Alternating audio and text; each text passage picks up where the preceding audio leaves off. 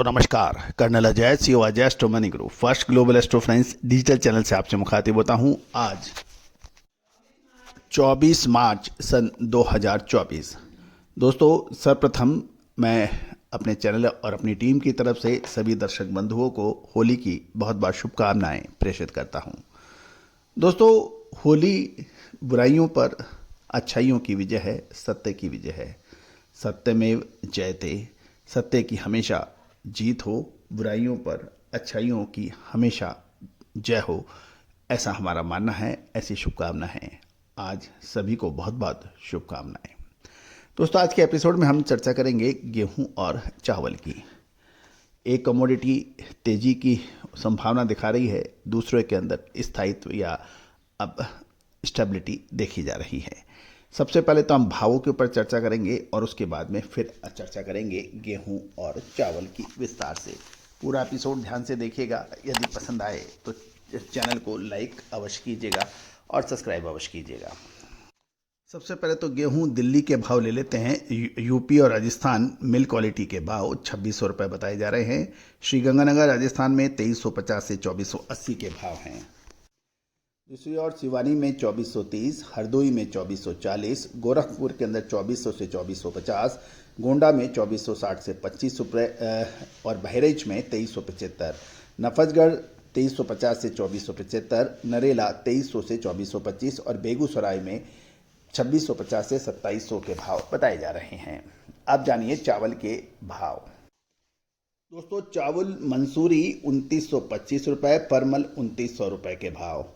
परमल के अंदर 25 रुपये की तेजी है। चावल मधुपुर के में स्वर्णा सॉल्टेक्स के भाव 3200 रुपये, सिल्की सॉल्टेक्स 3200 रुपये। धान गोरखपुर हाइब्रिड 1750, सांबा मसूरी 2200 से 2300 रुपये और राजस्थान बूंदी में 1500 नंबर के पैडी के यानी धान के भाव 3400 रुपये से 3500 रुपये, सुगंधा 3000 से 3100 रुपये और 1718 नंबर 4000 से 4100 रुपये। 1847 नंबर 3500 से 3600 रुपये बताए जा रहे हैं। चावल सुगंधा सेला 5400 रुपये, 1509 नंबर सेला 6800 रुपये और 1718 नंबर सेला 7450 रुपये के भाव हैं। ये थे चावल के भाव। अब जानिए आगे की रिपोर्ट।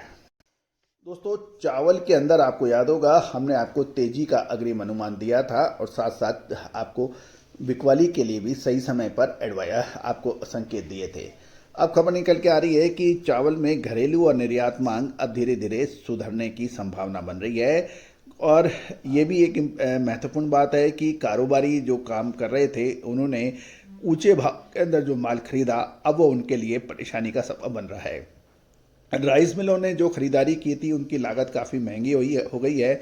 यही कारण है कि राइस मिलें धान की मिलिंग कम कर रही हैं, जबकि भारतीय बंदरगाहों पर भी अब शिपमेंट होने लगा है तथा समुद्री मार्ग पहले की अपेक्षा यानी काला सागर और लाल सागर का जो है वहाँ पर भी अब शांति है, जिसके कारण वर्तमान समय में 1509 और 1718 चावल सहित सभी बासमती प्रजाति के सेला व स्टीम के भाव 75 से 100 रुपये की संभावना बन रही है।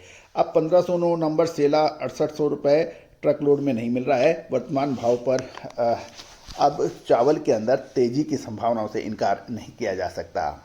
अब हम चावल के बात करेंगे गेहूं की बात। गौरतलब है कि प्राइवेट सेक्टर में गेहूं की सप्लाई घट जाने के कारण बाजार मजबूती से देखे गए हैं, लेकिन पिछले सप्ताह ऊपर के भाव से 100 रुपये की गिरावट है और इन भावों में मध्य प्रदेश की मंडियों में अब पड़ते लगने लगे हैं।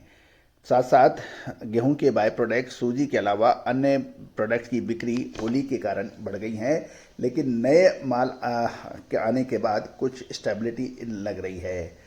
गौरतलब है कि उत्तर भारत में यदि मौसम अनुकूल रहा तो 10 से 15 दिनों में मंडियों में नया गेहूं आ जाएगा और इस समय जो बाज़ार में कुछ जो स्टेबिलिटी या शॉर्टेज दिखाई दे रही है वो 10 से 15 दिन के अंदर माल ही माल गेहूं का मंडियों में होगा। दूसरी ओर सरकार के जो अनुमान आए हैं कि 2275 रुपये एमएसपी और कुछ राज्यों में लगभग 125 रुपये की बोनस, उससे भी बाज़ारों में फ़र्क पड़ा है। लेकिन दूसरी ओर OMSS के ऊपर बिक्री बंद होने से कुछ बाज़ारों के अंदर माल की शॉर्टेज दिखाई दी थी। लेकिन आने वाले समय में अभी गेहूं में देखो और इंतज़ार करो की नीति अपनानी उचित रहेगी।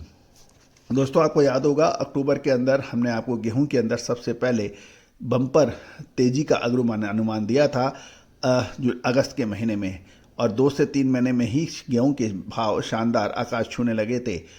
और ऊपरी भाव पर हमने आपको यही कहा था कि अब माल बेच लेना चाहिए। गौरतलब है कि अक्टूबर नवंबर की जो तेज़ी थी वो सरकार द्वारा ओपन मार्केट सेल स्कीम में लगातार माल बेचने के बावजूद आई थी। तो अक्सर ये कहा जाता है कि डिमांड एंड सप्लाई का खेल है।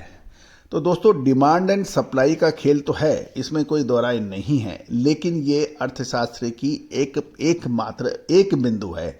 बाकी बिंदुओं पर भी हमें नज़र रखनी उचित होगी, और जब तक आप सारे बिंदुओं पर सिलसिलेवार लगातार नज़र नहीं रखेंगे, आप किसी निष्कर्ष पे नहीं पहुंच सकते। यदि व्यक्ति सुंदर है तो आप उसको ये नहीं कह सकते कि वो बेस्ट है।